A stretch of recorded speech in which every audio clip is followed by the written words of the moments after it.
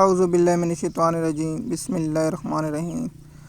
M S news HD5 کی ناظرین السلام علیکم، امید ہے آپ لوگ سب خیریت سے ہوں گے۔ آج کا ہمارا مین ٹاپک ہے سپریم کورٹ کے جسٹس منیب اختر کا خط اور دوسرا خط اور سپریم کورٹ کا حکم نامہ، اس پر رد عمل دیں گے۔ اور 63A کی تشریح کا کیس آج پھر سماعت کے لیے ہوگا، اور کل سماعت ہوئی نہیں، اس کا حکم نامہ جاری ہو گیا۔ قاضی فیضیہ صاحب اور جسٹس منصور علی شاہ کا خط کا تھوڑا سا تذکرہ کریں گے، اور سپریم کورٹ میں کیا لڑائی شدت اختیار کرے گی۔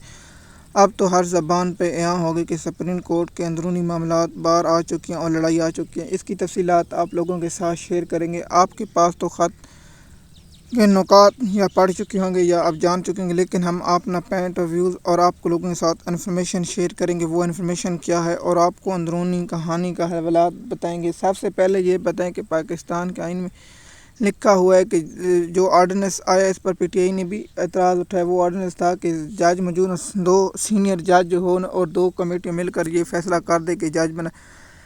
منیب اختر نے یہی خط میں لکھا ہے کہ مجھے کمیٹی سے کیوں نکالا گیا، حالانکہ یہ فیصلہ ہوا تھا کہ جج کوئی اور سنے گا۔ جیسے قاضی فیضیہ کو اس میں ذاتی مفاد ہے، مثال کے طور اس کی میں سیدھے پوائنٹ کہہ دیتا ہوں کہ اسے انٹینشن ملدت ملازمت توسیع لینے سے لیے وہ کہتا ہے کہ لوٹا کریسی ہو اور لوٹا بن جائے۔ اس لیے اس پر آپ لوگوں کے ساتھ میں انفارمیشن شیئر کر رہا ہوں اور آپ لوگوں کے ساتھ انفارمیشن دے دی۔ مثال کے طور پر وہ آج 63A کی لازمی تشریح سنیں گا اور نیا بینچ بھی بنائے گا، یہ میں آپ کو کنفرم بتا رہا ہوں۔ قاضی فیضیہ صاحب کا ذاتی مفاد ہے، پاکستان کا ان کوئی حیثیت نہیں رکھتا۔ جیسے منیب اختر کا پہلا خط بھی یہی تھا کہ مجھ پر بے بنیادی الزام لگائے گئے اور مجھ پر جھوٹی مہم چلائی گئی، اور جیسے منصور علی شاہ کے جو قانونی پوائنٹ بتائے گئے تھے وہ پوچھے گئے، ان کا جواب نہیں دیا گیا۔ میں آپ لوگوں کو بتا رہا ہوں جیسے قاضی فیضیہ صاحب جو اپنے دور میں خط جیسے بندیال کو لکھتے تھے اب اسے آنے لگے، لیکن قاضی فیضیہ صاحب اتنے ڈیٹ ہو چکے ہیں۔ قاضی فیضیہ صاحب کی مدت ملازمت صرف 24 دن رہ گئے ہیں، آج سے 24 دن رہ گئے، اور 24 دن میں سے 6 چھٹیاں نکال دیں تو کل ملا کے رہ گئے 18 دن قاضی فیضیہ صاحب کے پاس ہیں، اور اس نے بہت کچھ کرنا ہے۔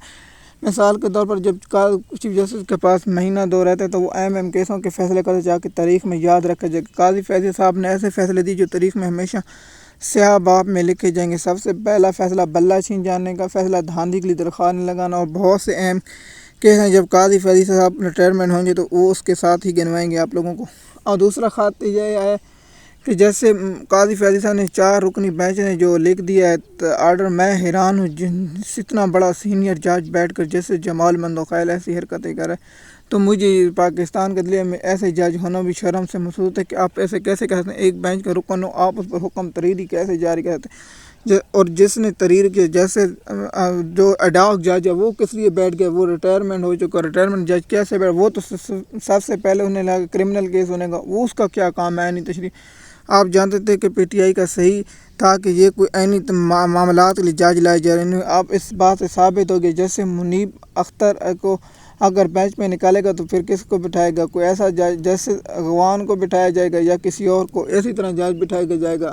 اور اس کے بعد کیا منصور علی شاہ کی قیادت میں بینچ بنا دیتے، لیکن نہیں، اس نے کہا اس لیے نہیں کرتا کہ ہم کریں۔ اب دیکھیں کہ سب سے بڑا مسئلہ یہی ہے کہ 63A کی تشریح کا کیس آج پھر سماعت کے لیے مقرر ہے، آج سماعت ہوگی اور عدالت میں یہ لڑائی شدت اختیار کر گئی ہے، لیکن ہم اس پر آپ لوگوں کے ساتھ انفارمیشن شیئر کرتے ہیں کہ جیسے منصور علی شاہ نے کہا ہے کہ ہم اس پر اب سپریم کورٹ کا سب سے مین مسئلہ حل سپریم کورٹ کا فل اجلاس ہے۔ مثال کے طور پر پروسیجر ایکٹ کے کیس جب بنا تھا تو قاضی فیضیہ صاحب نے 6 ماہ جائے کوئی کام نہیں کیا، صرف اس میں بیٹھ کر چیمبر میں کا ورک کیا، اور چیمبر کے ورک کے سوا اور کچھ نہیں کیا۔ قاضی فیضیہ صاحب کو چاہیے کہ سب سے پہلے پروسیجر ایکٹ کو چیلنج جو ہوئے اس پر کرے، لیکن قاضی فیضیہ کا سب سے بڑا ذاتی مسئلہ، اس لیے جیسے منیب اختر کے ساتھ بینچ میں آج نہیں بیٹھے تو کیا ہوگا، میں آپ لوگوں کو لکھ کر دوں آج نیا بینچ بنے گا جیسے منیب اختر یا کوئی اور جج بٹھایا جائے گا تو کیا وہ جج میں بیٹھے گا یا نہیں، اس کی تفصیلات آپ لوگوں کے ساتھ شیئر کریں گے اور آپ لوگوں کو انفارمیشن دیں گے۔